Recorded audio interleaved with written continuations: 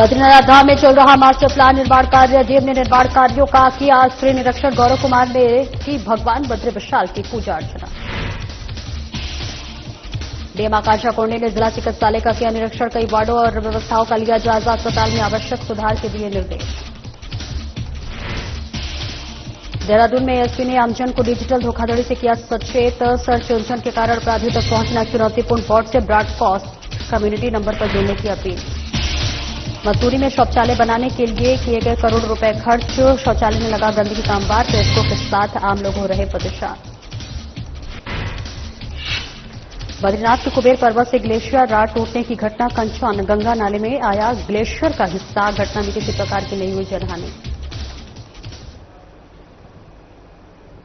नमस्कार, स्वागत है आपका। मैं हूं आपके साथ सपना दीपक मदेशिया। बुलेटिन का आगाज करेंगे। स्टार प्रचारक सीएम धामी के बिहार में ताबड़तोड़ जनसभाएं और रोड शो जारी है।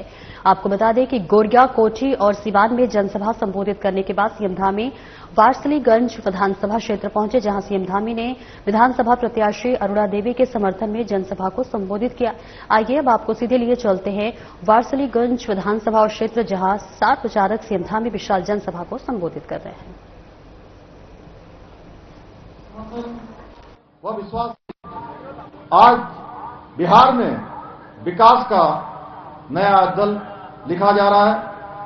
भाइयों बहनों, मैं बाबा केदार की नगरी से, भगवान बद्री विशाल की पावन भूमि से और मां गंगा और यमुना की उद्गम स्थली देवभूमि उत्तराखंड से आप सबके बीच में आप सबका मत, आप सबका समर्थन मांगने के लिए यहां आया हूं। जिस प्रकार उत्तराखंड की भूमि आस्था और अध्यात्म की पवित्र भूमि मानी जाती है, उसी प्रकार बिहार की भूमि भी सदियों से हमारी संस्कृति, ज्ञान और गौरव की धरोहर रही है। ये वो भूमि है जहां से महात्मा भगवान गौतम बुद्ध का ज्ञान, भगवान महावीर का त्याग, महान चाणक्य की नीति, सम्राट अशोक की वीरता और धर्म का संदेश संपूर्ण विश्व में फैला है। बिहार ने भारत ही नहीं, संपूर्ण विश्व को संस्कार, विचार और नेतृत्व देने का काम किया है।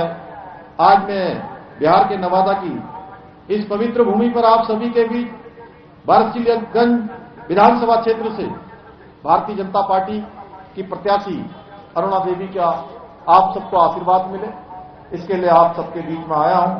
आप सब जानते हैं लंबे समय से अरुणा देवी जी इस क्षेत्र की सेवा कर रही है और क्षेत्र के विकास के लिए निरंतर काम कर रही है। अरुणा देवी जी ने विधायक रहते हुए इस क्षेत्र में अनेक विकास के कामों को आगे बढ़ाया है। विकास और जनता के लिए समर्पित होकर उन्होंने काम किया है। इसलिए मैं आप सभी से आह्वान करने आया हूं कि श्रीमती अरुणा देवी जी को भारी मतों से फिर से विधानसभा का सदस्य बनाइए।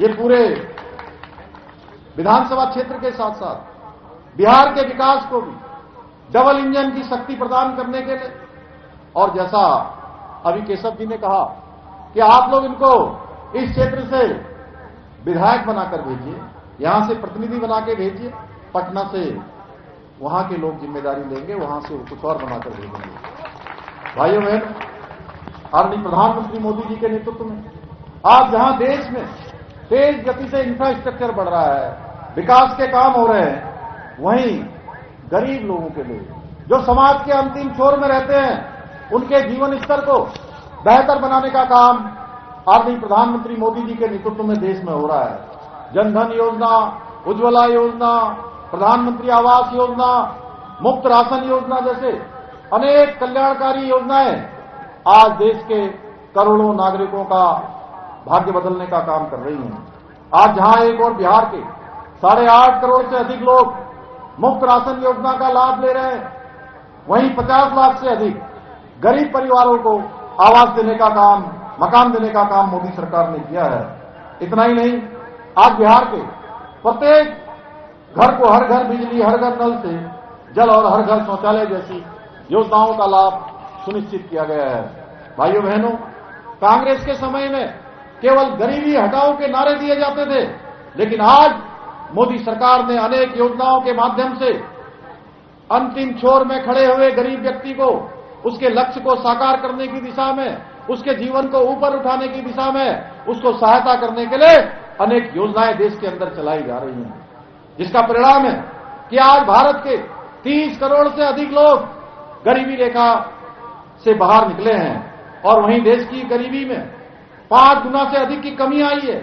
इतना ही नहीं, आज बिहार सरकार ने जहां एक और राज्य में शराबबंदी लागू कर लोगों को नशे की लत से असंख्य परिवारों को टूटने से बचाने का काम किया है, वहीं मुख्यमंत्री महिला रोजगार योजना के माध्यम से 75 लाख से अधिक महिलाओं को 10-10 हजार रुपए आर्थिक सहायता प्रदान करके महिला सशक्तिकरण और आत्मनिर्भरता की नई मिसाल पेश की है, जिसके बारे में अभी केशव प्रसाद मौर्य जी ने बहुत विस्तार से बताया। यही नहीं, अगर हम मोदी सरकार के पिछले 11 वर्षों की बात करें तो उन्हें पूरे देश के अंदर, बिहार के अंदर समग्र विकास सुनिश्चित करने के लिए लगभग। कैबिनेट मंत्री गणेश जोशी ने राजपुर रोड स्थित एक निजी होटल में आत्मनिर्भर भारत संकल्प अभियान के तहत मसूरी विधानसभा के सम्मेलन कार्यक्रम में प्रतिभाग किया। कार्यक्रम में मुख्य अतिथि के रूप में राज्यसभा सांसद और बीजेपी प्रदेश अध्यक्ष महेंद्र भट्ट उपस्थित रहे। इस अवसर पर मंत्री गणेश जोशी ने सभी को दीपावली की अग्रिम शुभकामनाएं देते हुए कहा कि स्वदेशी अपनाना केवल आर्थिक निर्णय नहीं बल्कि राष्ट्रीय कर्तव्य है।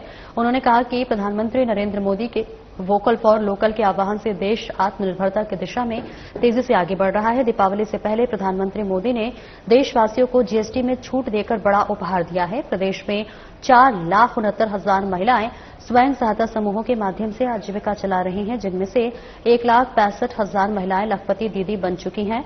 उन्होंने कहा कि महिलाओं का सशक्तिकरण ही परिवार और समाज को मजबूत बनाता है।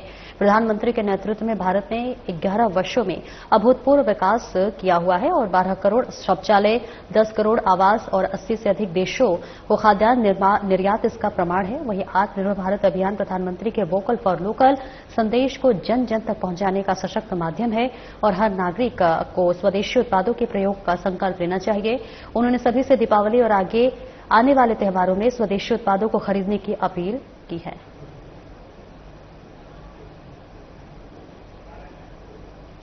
को एक परफ्यूम भेज दिया गया था, मालूम है किस चीज का था? तिमूर। कौन जानता है तिमूर क्या होता है? बात मेरे पास हुई थी कृषि में तो कैद है हमारा, और आज उस चीज की डिमांड हो गई है। जो हाथ को मरिया की लॉन्चिंग मोदी जी ने की है, उसके लिए हम उसको डाल रहे हैं, उसको पूरा नहीं कर पा रहे। विदेशों से आगे के साथ हमें जो है ये प्रोजेक्ट लोग वो भारत की चीजों को अपना रहे हैं, वो शुद्ध है, उनकी गुणवत्ता अच्छी है, और वहां पर बड़े बड़े खादी स्टूडियो बनेंगे। वहां के लोग क्या कर रहे हैं? खादी अपना रहे हैं, क्योंकि वो जो कपड़ा है, विदेशी कपड़ा जो पॉलिस्टर है या कैलकॉट है, उससे कई प्रकार के सब रोग को होने लग गए। जिलाधिकारी गौरव कुमार ने बद्रीनाथ धाम में मास्टर प्लान के तहत चल रहे निर्माण कार्यों का स्थलीय निरीक्षण किया।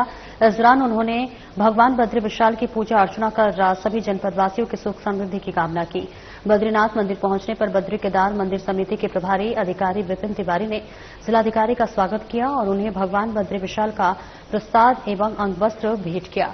निरीक्षण के दौरान जिलाधिकारी ने रिवर फ्रंट विकास कार्यों में तेजी लाने के निर्देश दिए। उन्होंने पीआईयू के अधिशासी अभियंता योगेश से धाम किए जा रहे निर्माण कार्यों की विस्तृत जानकारी ली और ब्रह्मपाल क्षेत्र में चल रहे कार्यों का जायजा लिया। जिलाधिकारी ने सभी निर्माण कार्यों को निर्धारित समय सीमा में पूर्ण करने के निर्देश दिए।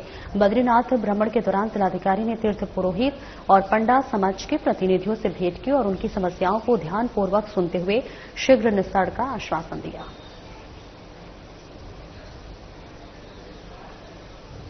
चमोली के जिलाधिकारी का चार्ज लिया गया है और उसके क्रम में ही आज बद्री विशाल जी के दर्शन के लिए मैं आया हूं और के साथ ही यहां पर तीर्थ पुरोहितों से भेंट की है और जो बद्रीनाथ मास्टर प्लान में फेज 1 और फेज 2 के कार्य चल रहे हैं उनकी प्रगति की समीक्षा की है और ये निर्देशित किया है कि इनका कार्य समय अनुसार गुणवत्तापूर्ण और सौहार्द रूप से पूरा किया। बागेश्वर की जिलाधिकारी आकांक्षा कोंडे ने जिला चिकित्सालय का औचक निरीक्षण किया और जिसमें उन्होंने विभिन्न वार्डों और व्यवस्थाओं का जायजा लिया, जहां निरीक्षण के दौरान उन्होंने दवाओं के स्टॉक की भी जांच की और डॉक्टरों की कमी को पूरा करने के लिए शासन से मांग करने की बात कही। इसके अतिरिक्त उन्होंने पार्किंग की समस्या को दूर करने के लिए एक अनुपयोगी भवन को ध्वस्त कर मल्टी लेवल पार्किंग बनाने और अस्पताल में आवश्यक सुधार के निर्देश दिए। जिलाधिकारी ने ओपीडी, फिजिशियन रूम, एक्सरे और अल्ट्रासाउंड रूम, आपातकालीन कक्ष, प्रसूति और लेबर रूम, नेत्र रोग कक्ष और बाल चिकित्सा वार्ड सहित विभिन्न हिस्सों का दौरा किया। साथ ही उन्होंने दवाओं के स्टॉक रजिस्टरों की भी जांच की।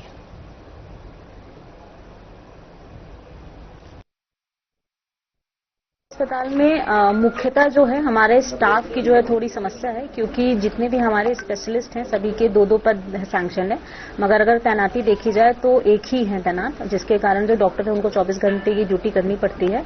तो इसमें भी प्रशासन से और शासन से रिक्वेस्ट की जाएगी जो हमारे स्पेशलिस्ट हैं और जो डॉक्टर्स हैं जो सैंक्शन पोस्ट हैं वो जो भरी जाए। इसके अलावा पार्किंग की समस्या है हॉस्पिटल के सामने, उसको भी देखा जाएगा। और कुछ हमारी चिकित्सा प्रबंधन समिति की कुछ देनदारी हैं, शासन से कुछ फंड की डिमांड भी हम लोगों ने की है, वो भी अगर पूरी हो जाएगी तो उसमें और बेहतर स्थिति में जो हॉस्पिटल है उसको रन किया जा सकेगा। और एक छोटे से ब्रेक के लिए रुकेंगे, जल्द लौटते हैं।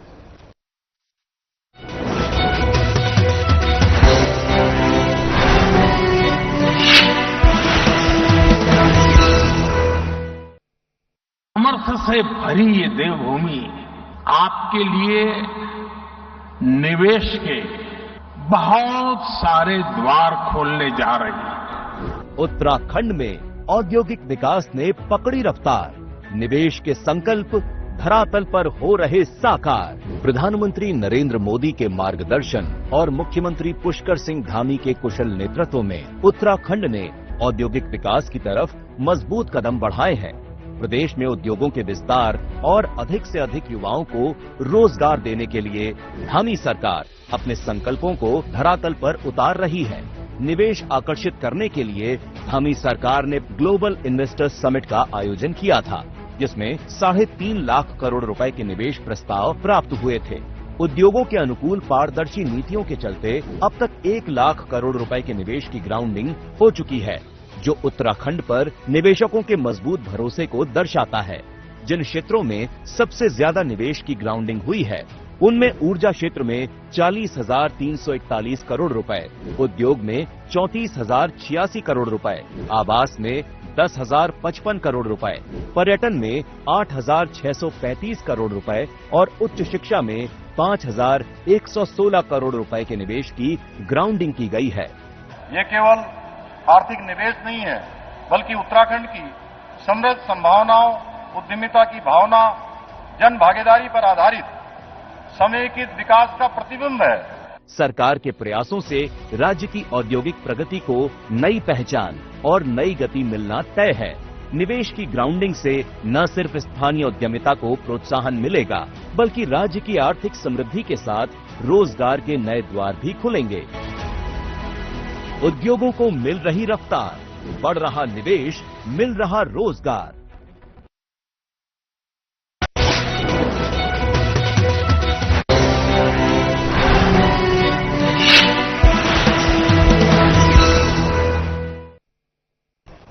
और ब्रेक के बाद एक बार फिर से स्वागत है आपका। खबरों में आगे बढ़ेंगे। डीएम टिहरी नितिका खंडेलवाल ने अधिकारियों, जनप्रतिनिधियों और क्षेत्रीय जनता के साथ तहसील धनोल्टी क्षेत्रांतर्गत चिफलटी, तौलिया, काटल, रगड़ गांव, गुड़साल गांव सहित विभिन्न आपदा प्रभावित क्षेत्रों का स्तरीय निरीक्षण किया। इस दौरान डीएम ने जन समस्याओं को सुनकर संबंधित अधिकारियों को आवश्यक कार्रवाई करने के निर्देश दिए। डीएम ने आपदा प्रभावितों से बातचीत करते हुए कहा कि मुख्यमंत्री के निर्देशन में कुंड और रगड़ गांव के लिए सड़क कनेक्टिविटी क्षतिग्रस्त होने के चलते हेली सेवा के माध्यम से सरकारी खाद्यान्न उठान का सारा कार्य कर लिया है। कहा कि सौंग बांध परियोजना के विस्थापितों की कार्रवाई चल रही है और इस मौके पर आपदा प्रभावितों के विस्थापन की मांग को लेकर मौका मुआयना कर लिस्ट बनाई गई। इसके साथ ही डीएम नितिका खंडेलवाल ने राजकीय इंटर कॉलेज रगड़ गांव में दैवीय आपदा से क्षतिग्रस्त कंप्यूटर लैब का निरीक्षण कर शिक्षा विभाग को 1 सप्ताह के अंदर प्रस्ताव बनाकर उपलब्ध कराने के निर्देश दिए और आपदा प्रबंधन के दौरान रगड़ गांव सड़क कनेक्टिविटी से अलग हो गया था, जहां पर वैकल्पिक मार्ग बना लिया गया है। कि आज हमारा जो आने का प्रोग्राम बना था वो ये था कि हम जानते हैं कि सितंबर को आपदा आई थी और इस क्षेत्र में भी विशेष तौर पे पहले भी राजस्व की टीम और सब लोग गए थे। हम लोगों ने यहाँ पे जब राहत की सामग्री थी तो हेली ड्रॉप करवाया था और उसके बाद माननीय मुख्यमंत्री जी के निर्देश आए थे कि जो नॉर्मल भी राशन का सप्लाई है क्योंकि वो गांव तक नहीं पहुंच पा रहा था कचरों के दौरान, तो हमने इस बार भी अभी इसको पिछले हफ्ते हमने राशन का भी सारा उठान हेली के थ्रू करवा दिया है। दूसरी मेजर एक इशू थी कि क्योंकि यहाँ पे सौंग डैम आ रहा है तो सौंग डैम की भी विस्थापन की कार्रवाई चल रही है, बट साथ ही साथ आपदा के ग्रस्त भी कुछ परिवार है जो भी विस्थापन चाह रहे हैं उसका हम लोगों ने आज मुआयना कर लिया और ऐसे सभी की लिस्ट बना ली है। तीसरा इंपॉर्टेंट ये था कि जो रगड़ गांव है जो हमारा बिल्कुल ही छूटा हुआ गांव है और बहुत ही पीछे हो गया है क्योंकि वहां पे अपना कनेक्टिविटी काफी पोर हो चुकी है, आपदा के बाद पूरी अप्रोच टूट चुकी थी, जो वैकल्पिक एक मार्ग था कच्चा वो बाधित था। तो वो अच्छी बात आज ये हुई है कि आज पूरी टीम से जिला प्रशासन गई है तो सौंग डैम ने वो पूरा कच्चा रास्ता बना दिया है और आज हमारी रगड़ गांव तक गाड़ी आई है। तो आई थिंक मुझे लगता है कि एक अच्छा हो जाएगा, लोगों के लिए एक अप्रोच आज खुल गई है और साथ ही साथ आज यहाँ पे जितने भी क्षेत्र का पूरा मुआयना था, चाहे वो छपल्टी नदी पे पुल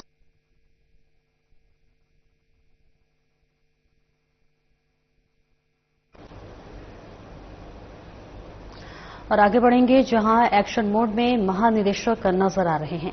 जहां आपको बताते चले कि जहां एक्शन मोड में महानिदेशक सूचना बंशीधर तिवारी ने भ्रामक खबरों को लेकर अपनाया कड़ा रुख। डीजी ने एसएसपी देहरादून को दिया पत्र के साथ दिए सबूत। प्रकरण की जांच कर संबंधितों के खिलाफ आवश्यक वैधानिक कार्रवाई की मांग। कहा, भ्रामक खबरों से मेरी छवि को किया जा रहा धूमिल, बिना किसी तथ्य और सबूत के लगाए जा रहे हैं अनर्गल आरोप। कर्तव्यनिष्ठ और प्रशासनिक कुशलता के प्रतीक बंशीधर तिवारी।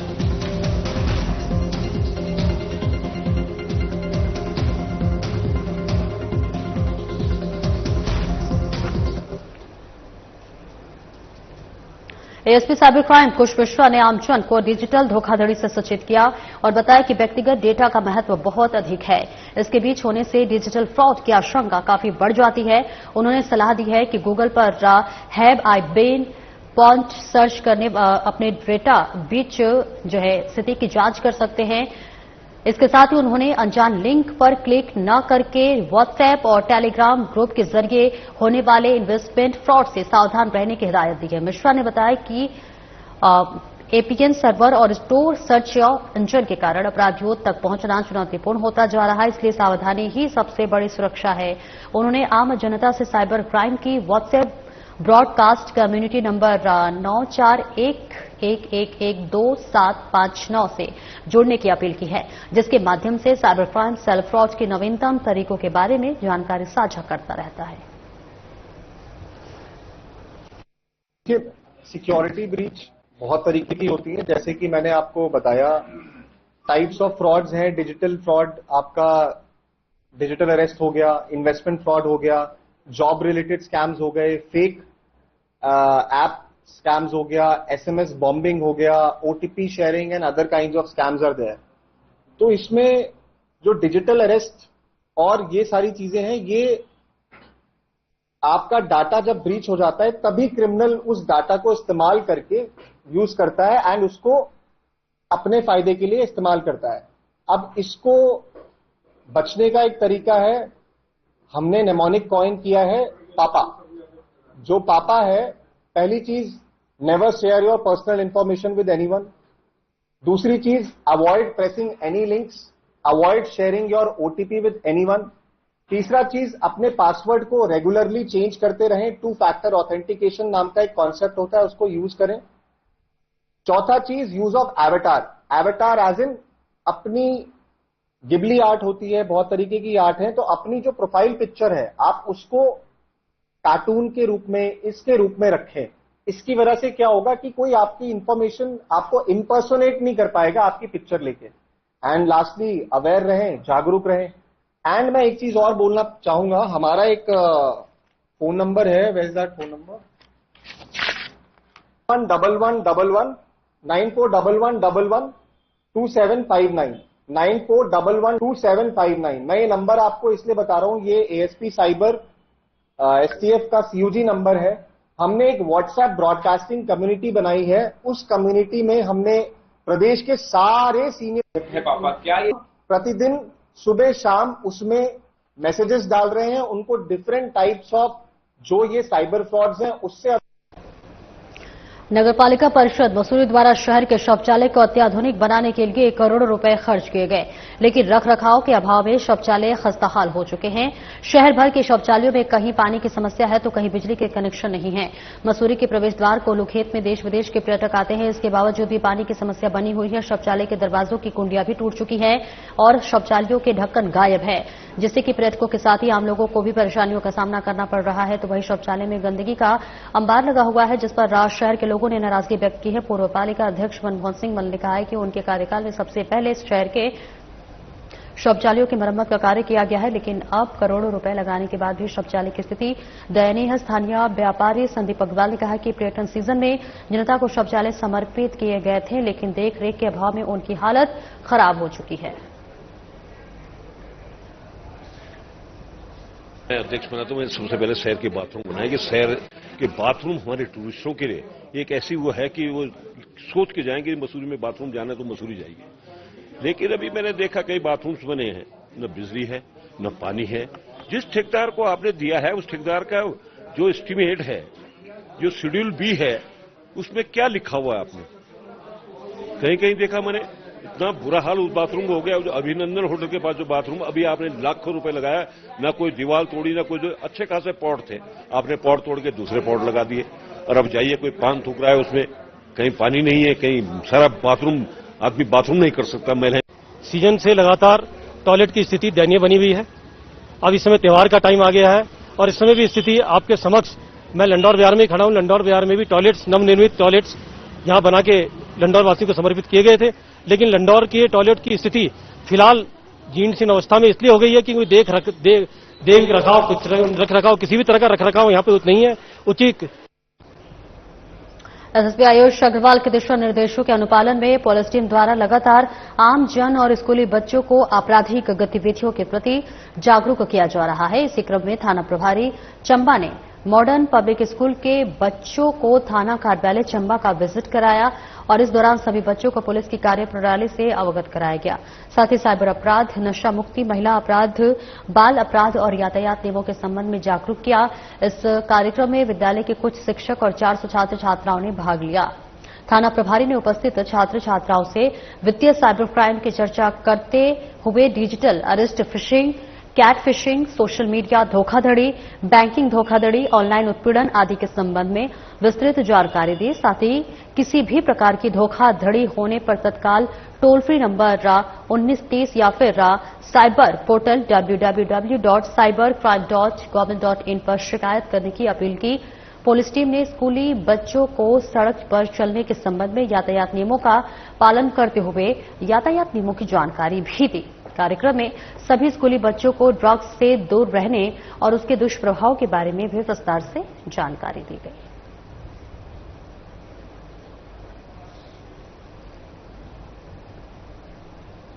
आगे बढ़ेंगे। बद्रीनाथ के पास कंचन गंगा नाले के ऊपर स्थित कुबेर पर्वत से ग्लेशियर टूटने की घटना सामने आई है। ग्लेशियर का एक हिस्सा टूटकर कंचन गंगा नाले में आ गया। इस घटना में किसी प्रकार का नुकसान या फिर जनहानि नहीं हुई है। एसडीएम चंद्रशेखर वशिष्ठ ने बताया कि ग्लेशियर और चट्टान टूटी है, लेकिन कोई भी नुकसान की बात सामने नहीं आई है।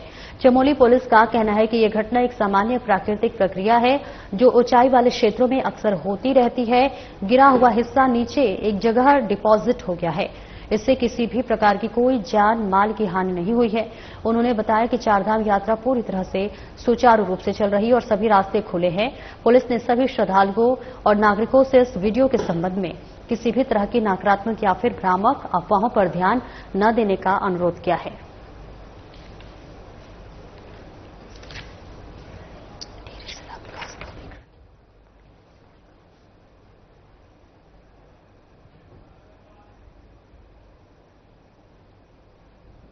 और आगे बढ़ेंगे। तपोवन से खबर सामने आ रही है, जहां अवैध निर्माण के खिलाफ लगातार एक्शन जारी है। जी हां, टिहरी जिला विकास प्राधिकरण के अवैध निर्माण के खिलाफ कड़ी कार्रवाई जारी।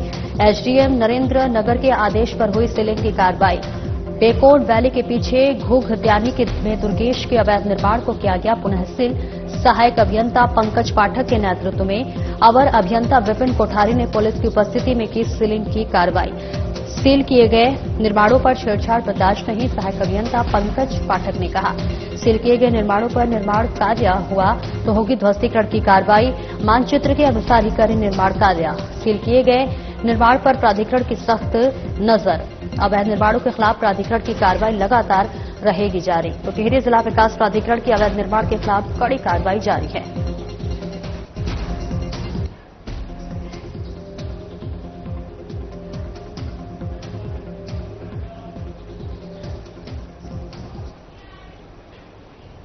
फिलहाल इस बुलेटिन में इतना ही।